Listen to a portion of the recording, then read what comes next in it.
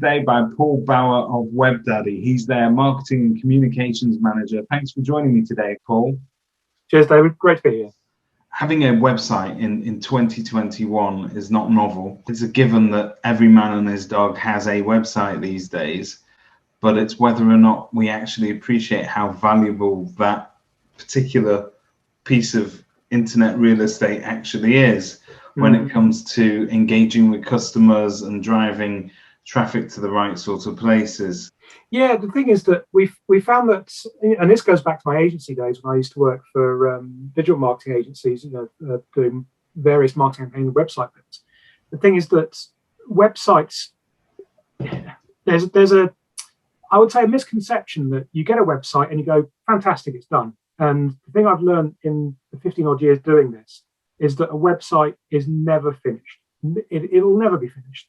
The reason being because that it'll maybe finish for that point in time, but a year down the line, your business offering may change, who you're looking to attract may change, the people that you have managing the website may change. There are so many factors in what affects your website that I think that many people that we speak to have the kind of bare bones and foundations for a website and a good one, but don't really know how best to get out of it and don't really know how to use it particularly well. And that could be for a number of things. The first and foremost is that estate agents are always going to be incredibly busy, now more than ever. And no one wants to be spending a lot of time trawling the web trying to find out answers to questions about how to do certain things on a website. Or I think one of the most common problems I found working for agencies was that once people were delivered a website, they were on their own. It was the fact that, if they wanted to make any changes to things, if they wanted to add more functionality, time would equal cost. So therefore, they were very, adverse to doing extra things. So the website would essentially stay static for 3, 4, even 5 years. I remember speaking to one client in particular, and this is not an estate agent, but a college. They had their website, which hadn't changed for over 7 years. And they were still using things like Flash players, and still relying on them, even though they weren't in use anymore. They weren't to know. They just thought, well, it's something we can use, so we'll use it. They didn't want to be spending money on getting it to a point where it was actually doing what it should be doing. And we've spoken to a few agents in the past, and even now, where there's an almost an that'll do approach to websites.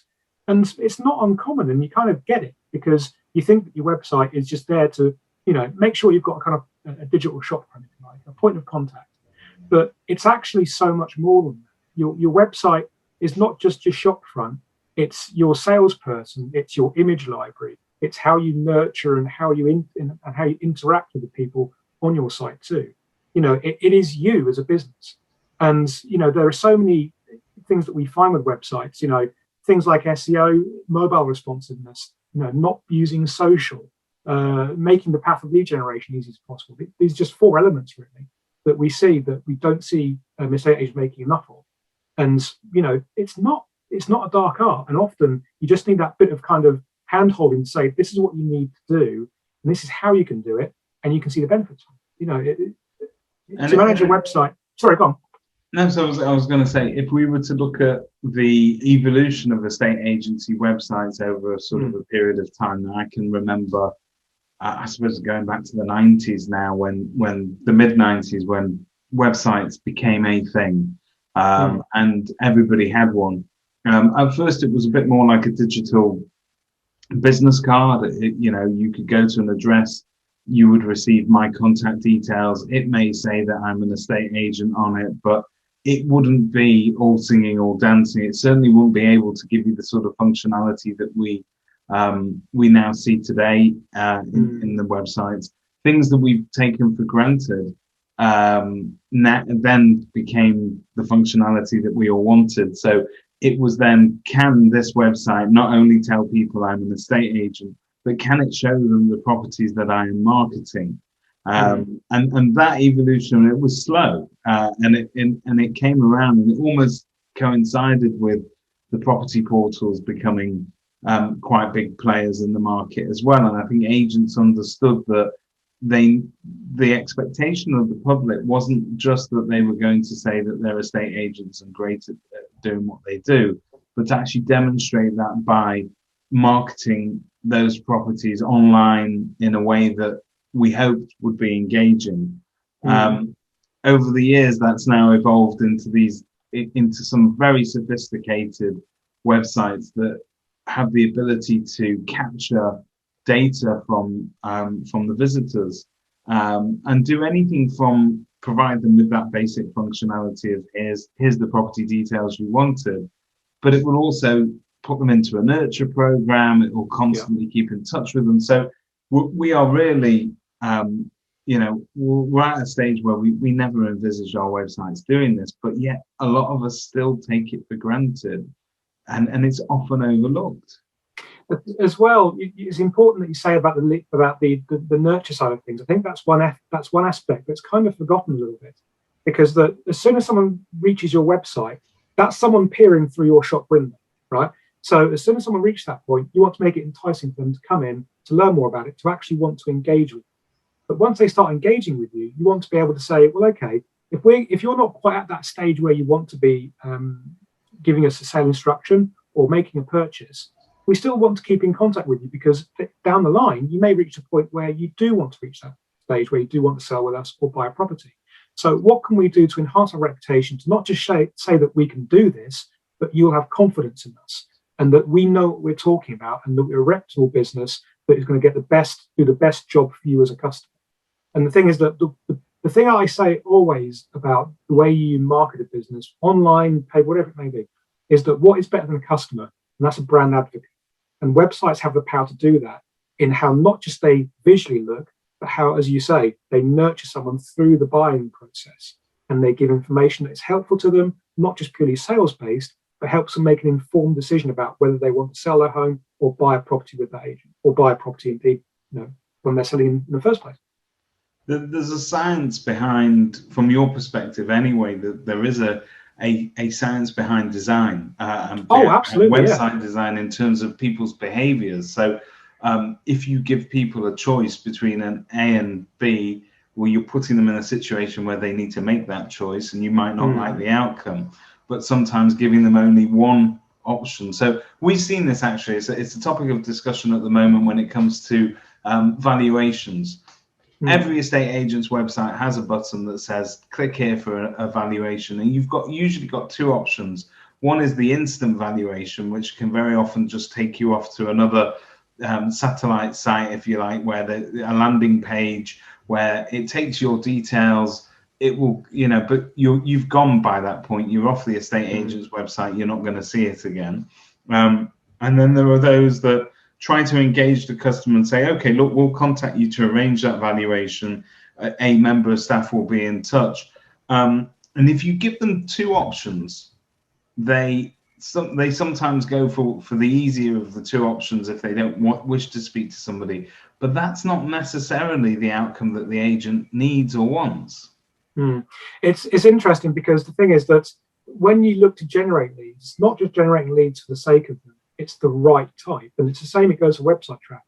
Now, my background is in content marketing. I've been doing it for quite a long time now, and with content, there's a rhyme and a reason as to why you publish things like blogs, for example. You want to attract the right people that are going to be more likely, are going to do business with you. So when you're looking to attract leads, it's the same principle. You want the right people to become a lead. The thing is that if they're not right, then they're dead anyway in that respect. They're pointless. So I think that my sort of method of working is that I don't go for volume of people visiting our site. I don't go for volume of leads. I go for quality of leads. And that's what you should be doing through like instant valuations. And the thing is that with instant valuations, you made a very good point there about a lot of the current ones on the market are third party. There's nothing inherently wrong with that. You need that kind of functionality on site. And, as an agent, that's a kind of given. You have to have that. But, for companies to go and buy a third party one, which then takes people away from their website, for me, I can't get my head around, because from an SEO perspective, of which I'm an incredible geek about, Google will look at that and go, well, someone's been on the website, been there for 10 seconds and gone somewhere else. To me, that website's not doing what it should be doing, so I'm going to bump you down accordingly. Also, I'm going to give the person who's got the plugin where you sent them all your basically points essentially, and rank them up and rank them accordingly.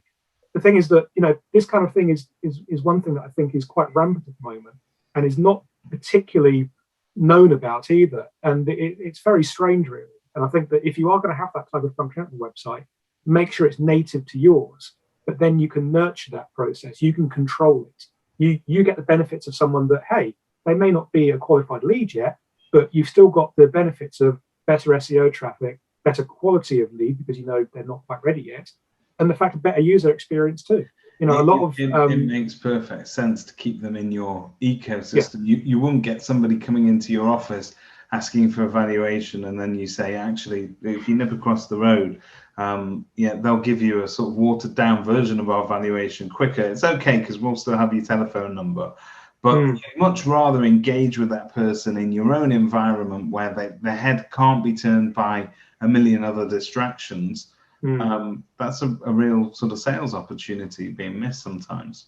No, completely. And the thing is that as well, you want the best kind of user experience as well. So we know that a lot of the kind of the plugins on the market at the moment, which use, say, for example, land registry data, you know, again, if all the kind of estate agents in, say, Buckinghamshire are using the same plugin for their instant valuation quotes, what USP is it exactly for everyone else using it?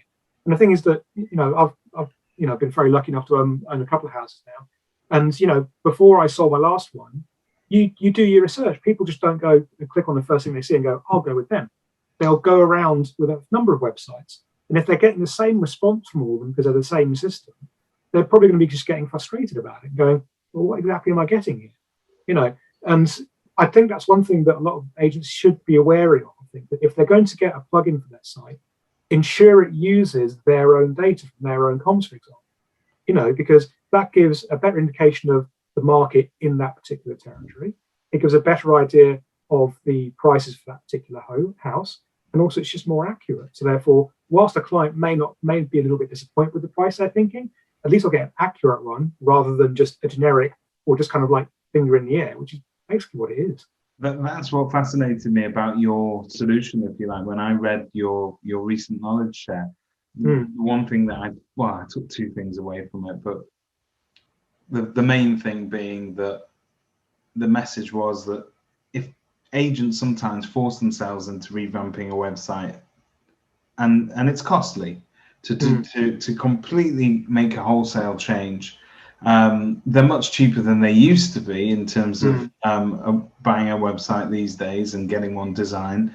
However, that's a costly overhaul. But you can give a website new life by using plugins intelligently.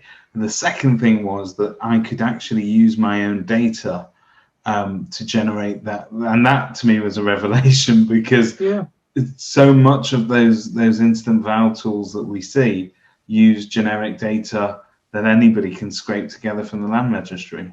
Yeah, the thing is that you're looking to attract a certain type of client or agency. So therefore, they're going to want data that's bespoke and relevant to them. So why rely on someone else's data that you're not really too sure where it's come from? You don't know the accuracy of it. You don't know how old it is, and everyone else is potentially using it.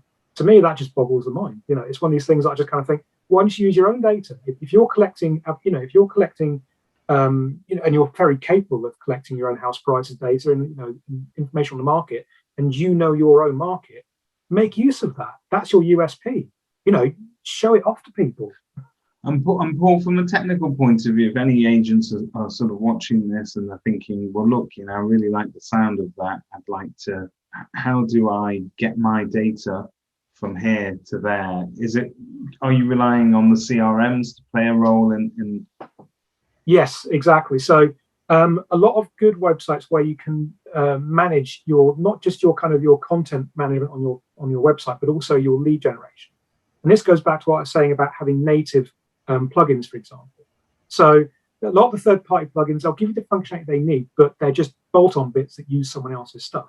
If you've got a website that has a CRM behind it, where you not only have control of your content, your imagery, and you can do bits and pieces to it, you can also have control of how you get the data through.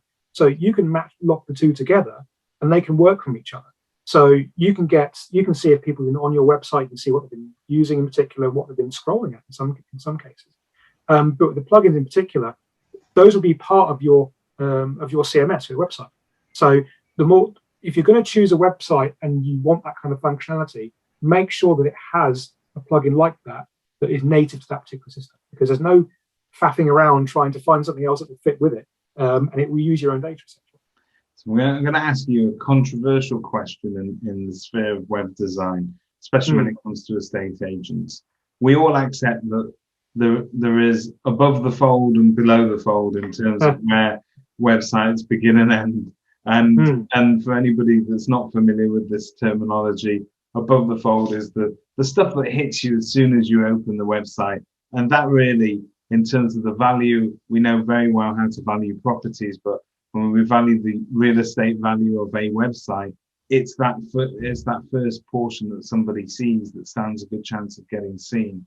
But the question is, what do you do in that space? Do you take it up with a big property search? Do you take it up with reviews?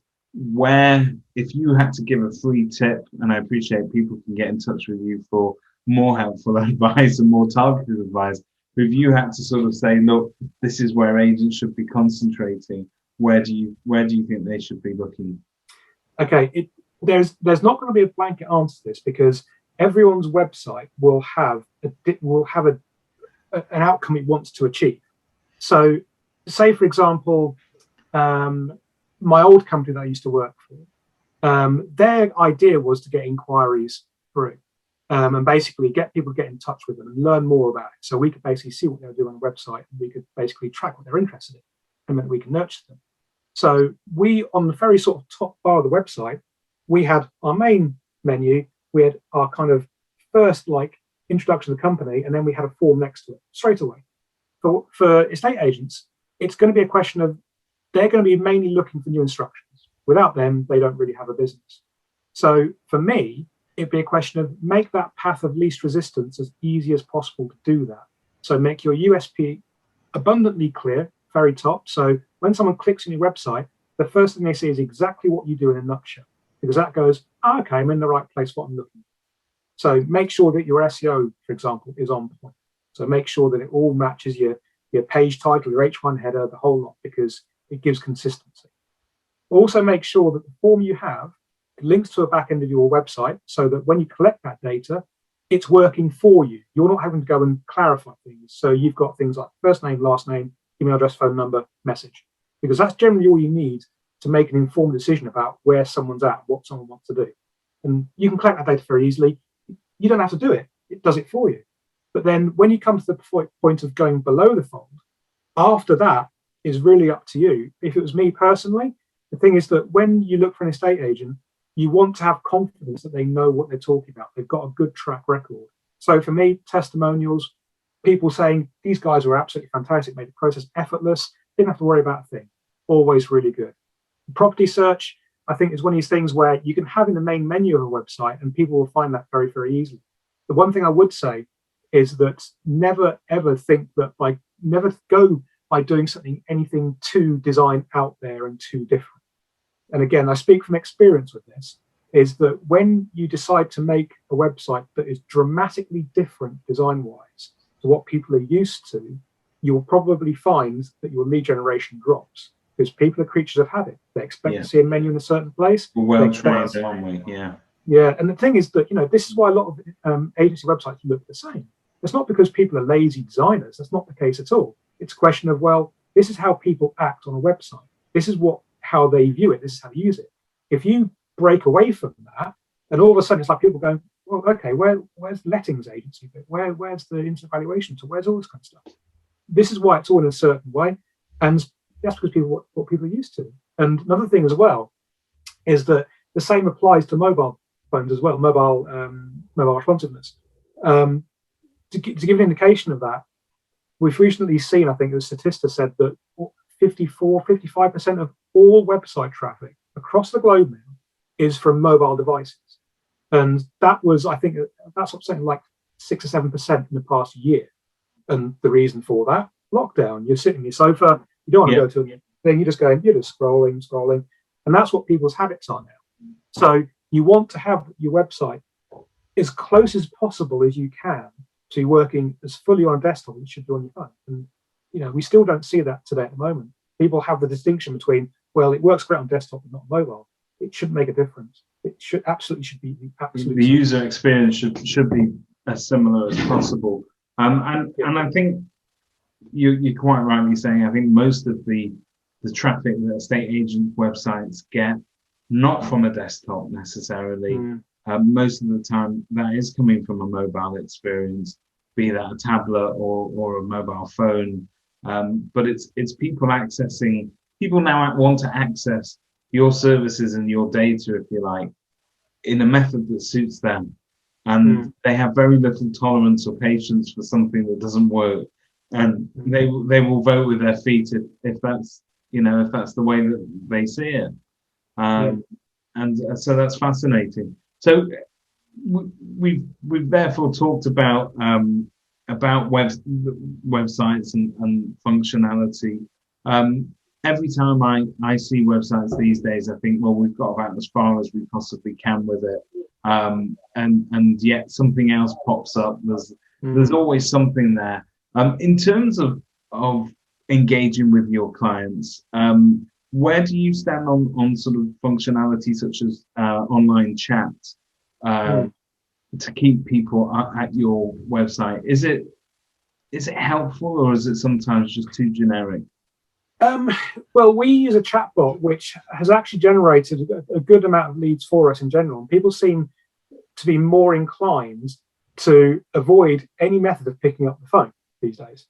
And I think that goes for, I think there was a study out, and I remember reading this when I was in my previous job, that I think this stems from the millennial generation, of which I'm part of. Basically, that people would rather communicate via written format. So be it a Facebook message, be it an email, or be it, as you say, a chatbot or something where they just don't have to call someone. And the reason being is because making that first phone call to people, you don't want to be kind of pressurized into making a decision. You don't want to be pressurized into basically going into kind of more detail where you're not ready. So when you have the opportunity for people to actually interact on their own terms, be it through a chatbot, be it through a chat facility, I think that's really good to have. Chatbots are very good because you can actually set, the parameters of how things respond, and they have a lot of editability to them. They're not just very basic anymore. But one thing as well is that a lot of websites now that we're seeing are people are using things like WhatsApp, for example, which I think is a very good way of doing things. It's just a question of, do you have the resource to do it? There are a lot of things you can do like that, but you have to think about in the back of your mind the resource, whether it's actually possible. If you've got, a good spread of people at your agency who've got the time to do that, fantastic.